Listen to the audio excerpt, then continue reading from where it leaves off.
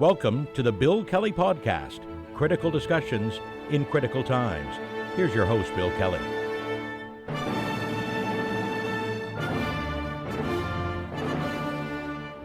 Welcome. Another edition of the Bill Kelly Podcast, critical discussions in these critical times. I'm your host, Bill Kelly. As we move forward towards Election Day on the 28th, and gratifying, by the way, to see so many people turning out, especially over an Easter weekend, the advanced polls. That tells you that people are engaged, and I love that sort of thing. It's so difficult, though, as we get down to short strokes. I'm getting a lot of people that are chiming in and asking questions. Did some of that during the live stream a few days ago, right after the English language debate. But so many other questions that come up, too, and I'll do my best to answer them. I certainly do a lot of research into this, and I got some pretty strong opinions on some stuff. From both sides, by the way. I mean, a number of people are there on the political right who will disagree with a lot of what we say on this podcast, and that's fine. That's in a democracy, that happens. When you get into name calling and stupidity like that, I don't have any time for people like that. But if you want to present contrary arguments, but if it's nah, or hey, well, what about so and so? That's not a legitimate discussion or argument. Okay, so let's try to elevate our game just a little bit. But one of the criticisms that I've received is that, while you're always trying to draw a line between Donald Trump and Pierre Poilievre. I don't know if that I'm drawing a line, but I can tell you the similarities between the two are so blatant.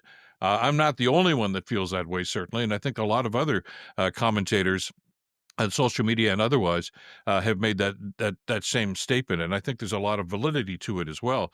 And maybe this past week we saw evidence of that once again. A couple of things that came along, and this was just after the debate. For instance, if you're watching the U.S. news right now, Trump, being the idiot that he is, of course, is in hot water, not just for sending people that have never been charged with anything off to El Salvador to prison for God knows how long. I wonder if their families are ever going to see them again. And they've already done research on that and indicated that 77% of the people that have been shunted off like that in the middle of the night in handcuffs have no criminal records. So, the accusation that, well, they're gang members, there's never been due process, but that's terrible about what's happening. But one of the other things that Trump has done in the last little while is threaten Harvard University to withdraw funds. Now, this is really part of a policy that Trump started regurgitating just a couple of weeks ago that basically said that he wanted everybody, businesses, corporations, learning institutions, to toe the line and what he called get rid of woke ideologies. And I still remember Jane Fonda's speech when she won an award just a few months ago, saying, you know what woke is? Woke is empathy for other human beings. So, and they try to make it like a bad thing. We used to pride ourselves in caring about others and caring and looking after our less fortunate. Apparently now that's not cool with the right wing. But the argument that he's having with Harvard, and just as we do this podcast, comes word out of the White House that, no, that was a mistake. We really didn't mean to do that. Well, it was hanging out there for 4 or 5 days.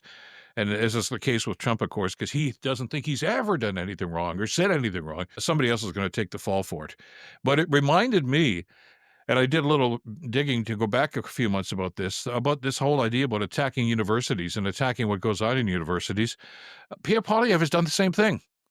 And I'll go back, and there was I think it was around Christmas time, where he was having a discussion and basically suggesting the very same thing, that he wanted institutions, colleges, and universities in this country to basically toe the mark with their ideology and forget about what they call wokeism. And, defund wokeism is basically how Poliev tried to quote it. And I got a problem with that on a couple of different levels. First of all, their concept of what's right and wrong in education is quite different from what a lot of academic institutions may feel. And more importantly, it's none of their damn business. Where in God's name did these people get the idea, whether it's Trump or Poliev or anybody else, that they should be dictating what is taught or not taught in schools? Whole idea of education is to make you think. It's to give information, but it's also to make you think. What they want to do now is basically indoctrinate people to say, this is what you must think. This is all you're allowed to learn. You can't read that book. It's being banned now because it might make you think. It might make you give a different perspective than the one that we want you to have. God help us. I mean, I know people, especially on the right, they go ballistic when I start comparing Trump and now Poliev's ideas, because God help us, and if he ever get in government, started instituting some of these things. But it's so Orwellian from 1984 that basically the government controls everything you say, everything you do. They've got cameras on you, and if you don't comply with these sorts of things, bingo, you're gone. They've shut it off someplace, never to be seen again. I remember reading that. Like many other people, I studied that in school. and it scared the hell out of us, and it should. Basically, Orwell said that's why he wrote the book, because we don't want to head in that direction. Well, fast forward to 2025, and hello, it's not a crazy idea anymore. It's happening, and sadly, our friends to the south voted in a guy who's wanting to make it happen that way. And as I've said many times here in Canada, we shouldn't make the same mistake. We can't afford to make the same mistake. And there are signs here about what's going on. And if you don't like the fact that we're comparing Donald Trump to Pierre Poilievre, the mini MAGA, the Timbit Trump, etc., I'm sorry. But if it walks like a Trump and talks like a Trump, it's a Trump, okay? And that's the way it is. He's copying and he's parroting so many of the different things, even down to the whole idea of his campaign, Canada First, which is obviously a ripoff of America First. Which, by the way, just to give you some historical concept, where Trump got that phrase, America First? Yeah, it was the crying call, the rally call for the Ku Klux Klan, and still is, as a matter of fact, because of the twisted idea that some people have within the Klan and some of the other right-wing agencies that you're a patriot if you basically hate blacks, you hate Jews, you hate Catholics. You've got to be white Anglo-Saxon, supposedly God-fearing, although I think that's a ripoff of the whole concept of Christianity too. And if you're not, then you're an enemy. And that's their mindset. And I don't want to see that happen here. I mean, this is the same guy. Poliev is the same guy that sat down with Jordan Peterson a few months ago and agreed with Peterson's concept that racism didn't exist in this country, that we imported it from the United States because it was such an issue there. Well, that's crap. Total crap. Yes, we have racism in this country. One of my dear friends, and a friend of many people in Hamilton, and Ottawa for that matter, was the late, and I think great, Lincoln Alexander, the first black member of Parliament from Hamilton, the West End of Hamilton. Of course, later became the Lieutenant Governor of the province of Ontario. Just an incredible human being, one of the most incredible human beings I've ever met in my life. But he wrote a book, and the title of the book was actually taken from a phrase his mother used to say. He said, "Go to school, you're a little black boy." In other words, the only way you're going to get ahead in this world is through education. It's an incredible book. I got a copy of it back here behind me someplace, and it's a great read. But he talks about that, and he told me hundreds of stories about how he, as a young child, and even as an adult, even as an MP, faced racism on a daily basis. So, and that's only one example of a black man trying to make it in Canada. We already know about that exists. God knows we could go on and on and on about the treatment of First Nations people, Métis, of what went on in this history. Of course racism exists in this country. I'm going to circumvent this right now. Is Kelly saying it's a racist country? No, it's not. That's not exact. This is a country where racism exists. We're not a racist country, not yet anyway. We have it, and we have to understand that it's there. We have to know what it is and take it for what it's worth. And we have to do what we can to try to counteract what's going on with those groups. All right? But it exists. Don't turn your eye or just turn your back and pretend it's not there, because it shows a certain ignorance on the people's part to do that, or a willing strategy to try to say, if we downplay this, we can just keep moving forward on this. There are people that would want to destroy this democracy, and they'd want to remake this country just like they're trying to remake the United States into the way they think it should be. And that's not what democracy is all about, and we can't let that happen here. But I get off on a tangent because I'm passionate. I don't want to see my country ruined. I don't want to see what we think is so great about Canada being denigrated and eventually eliminated to try to pacify these people so they can have their own agenda. Yeah, there's Trumpism. It happens all the time. Matter of fact, another example, just a couple of days ago, Poliev makes a big announcement. This is the morning after the English language debate. I don't know if you were following him, what was going on, but I mean, the early morning, he's got a media conference. And the big announcement, the big campaign announcement he makes the day after the English language debate is if he's elected prime minister, he's going to bring back plastic straws. I mean, that's a priority, Poliev, bring back plastic straws, which, by the way, again, is parroting exactly something that Donald Trump did when he took office again. Making an executive order, he's going to bring back plastic straws. In other words, anything that we've passed, anything in the way of environmental activity or environmental protections or human rights activities, these guys want to whitewash it and pretend it doesn't exist anymore. That's part of the fabric of Canada. Those things are so important to us, and we can't let people that are ideologues like this try to tear them apart.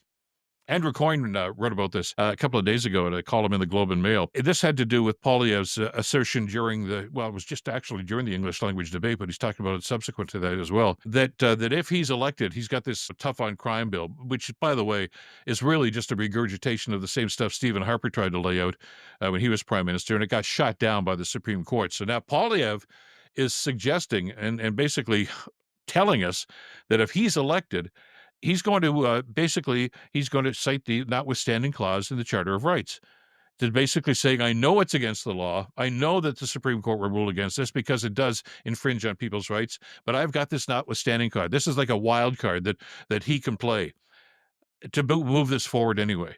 So, and to hell with the civil rights, despite the Charter of Rights and Freedoms. I've already expressed my feelings about what a stupid idea I thought this whole Notwithstanding Clause was in the first place. A number of premiers have tried to institute this, especially in Quebec, and I understand, if they're trying to protect language rights, etc., maybe there's an argument to be made there. But to do it for this, and by the way, if he were to do this, he would be the first prime minister ever to invoke the Notwithstanding Clause. But as Andrew Coyne wrote in his piece just the other day, he says that Poliev wants to pass the crime bill, and that's one thing. But he says he doesn't really want to use the Notwithstanding Clause to pass the crime bill. He wants to pass the crime bill so he can have access to the Notwithstanding Clause. Because once he does it, once he uses it, once he puts in our mind that that's a tool that's there at his disposal, God knows how often he can use it.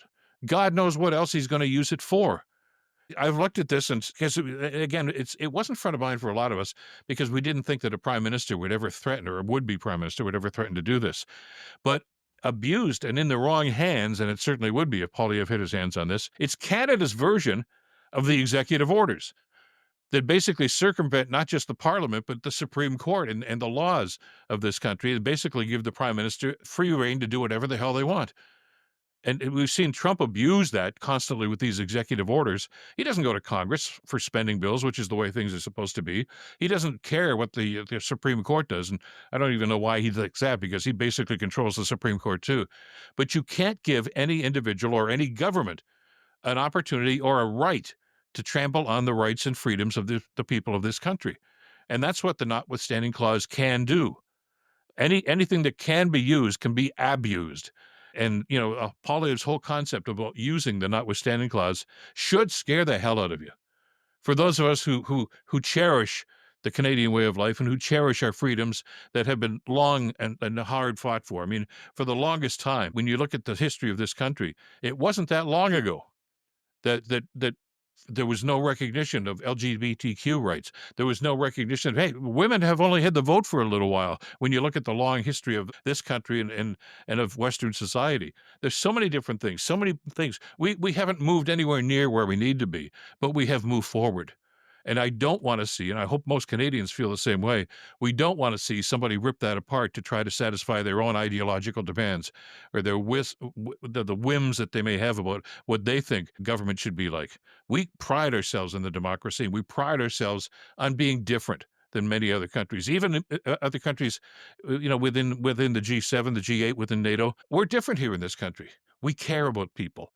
And we've protected certain elements of our society from these sorts of activities, from government. As Mark Carney said, he says, the Charter of Rights and Freedoms is to protect you and me against politicians who may want to abuse government or abuse their power. And that's the way it should be. And we've got to send a strong message. When you go to vote, keep that sort of thing in mind, because it's so very important to this country and to our future.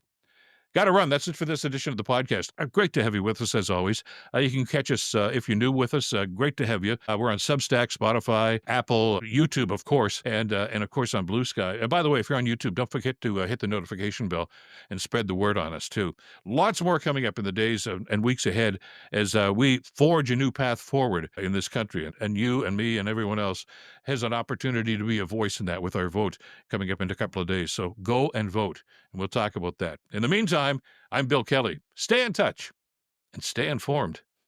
Bill Kelly Podcast brought to you by Wizen's Law, personal injury lawyers. Listen, you didn't choose to get injured, but you can choose the right lawyer.